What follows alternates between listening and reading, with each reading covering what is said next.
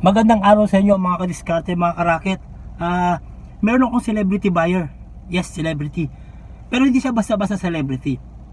Isa pa siyang former senator. Big time, di ba? Gusto mo bang makilala kung sino siya? At anong items kaya ang kinuha niya sa akin? So, ano pang iniintay mo? Mag-subscribe ka na at halika na, samahan mo ko. Maghanap buhay na tayo.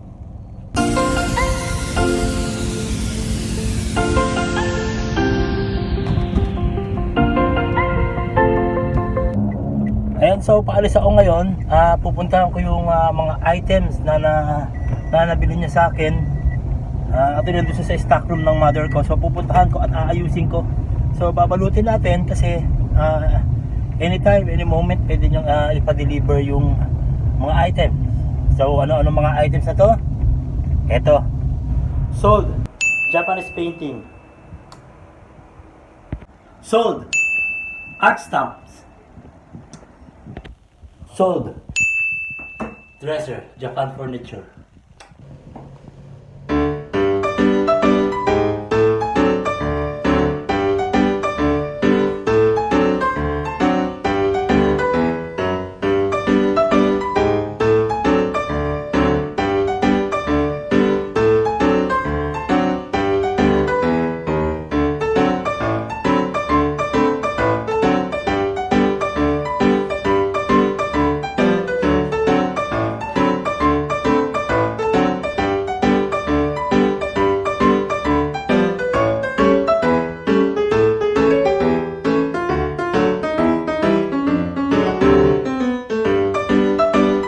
Ito yung mga item ni sir.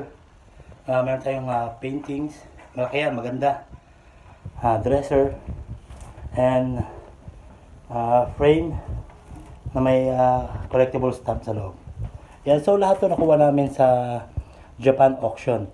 At hindi madali lumaban sa isang Japan auction kasi dito sa auction house, hindi mo siya basta-basta makukuha ng mababang price. Since auction siya, nagpapataasan kayo ng bid o ng price para lang makuha mo yung item na gusto mo. So sugal ang pagpasok sa isang auction house, pero ito nakuha namin sa tamang price, sa price na gusto namin, at nabenta namin siya sa price na gusto namin. Alright, ayan, so niready ko na yung mga item kasi baka anytime ipa-deliver niya, at least ready na tayo. Alright, so sana matuwa siya. I'm sure matutuwa siya sa mga items na to kasi jackpot siya sa mga nakuha niyang items. Ang gaganda talaga, especially yung painting. Ang sabi nila, yung mga Japanese paintings dito is mababa ang value. Totoo naman kasi hindi siya sikat na artist, unlike sa mga local artists dito sa atin. Pero since maganda yung painting, maganda yung frame, maganda yung pagkakagawa, and yung message ng painting na mother and child, napakaganda. Napakaganda ng sinisimbolize niyang painting na yan, kaya nabenta namin ng magandang price. At ito naman dresser, napaka-pulido ng gawa, good quality, good wood. No idea sa wood pero maganda, Japan made. Akala niya nung una local pero no, made in Japan siya. Right, kasama yung chair na napakaganda. Ayan, and then yung stamp, collectible stamp na hindi mo na siya makikita kung saan o mabibili. Right? Ayan, so nakita nyo yung mga items na niready ko. Meron siyang malaking Japanese painting na napakaganda, isang dresser at isang stamp, art stamp na naka-frame. Actually, ang gaganda talaga ng mga items na yun. Marunong si sir pumili ng items. At i-deliver namin siya, at sana naman pag-deliver namin ma-meet ko siya, no, para kahit paano makapagpa-picture tayo. Diba? Kasi first time kong mapilihan ng ganong klaseng mga tao, mga big time, yung mga kilalang tao. So sana pag-deliver namin ng items, nandun siya at ma-meet ko siya. Alright? The next day. Ayan, so nakarga na namin ang mga item ni sir. At i-deliver na namin. Papunta na kami. Teka, samahan nyo kami para makilala nyo.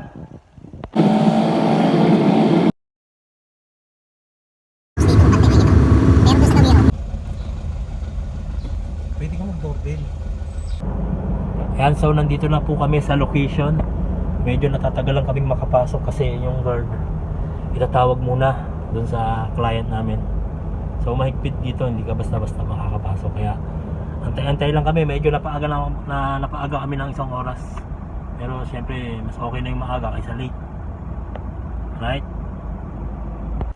Ayan, ibaba na namin yung mga items pero hindi lumabas si sir.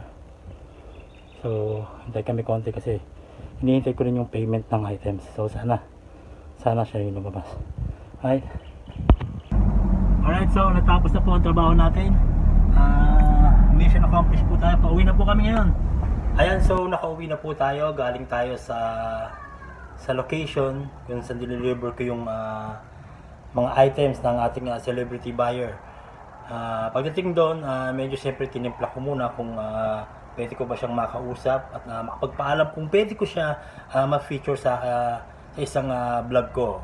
At yun nga po, hindi tayo nagkaroon ng chance na makausap siya about sa ginagawa ko, no? So pagdating doon, in-inspect niya yung item, and then medyo nag-antay kami sa payment kasi medyo tagalan yung pagbalik niya sa akin, no? Kaya naman nag-decide ako na wag na lang siyang ipakita sa video ko na to. Well, nakapagpa-picture ako sa kanya, pero syempre bilang respeto sa tao, no, hindi tayo nakapagpaalam kung pwede siyang maisama. So hindi ko na lang siya ipapakita kung sino siya. Pero bibigyan ko kayo ng clue kung sino siya. At kayo nang bahala kung maikilala niyo ba siya o hindi. Clue, bukod sa celebrity nga siya, former senator, dating TV actor, ang last clue na ibibigay ko ay basketball. Alam niyo na kung sino? And guys, maraming salamat sa inyo sa panonood at sana po may natutunan kayo. Wag niyo pong kakalimutan ang i-like, i-share and subscribe ang YouTube channel ko. Yan, si Ian.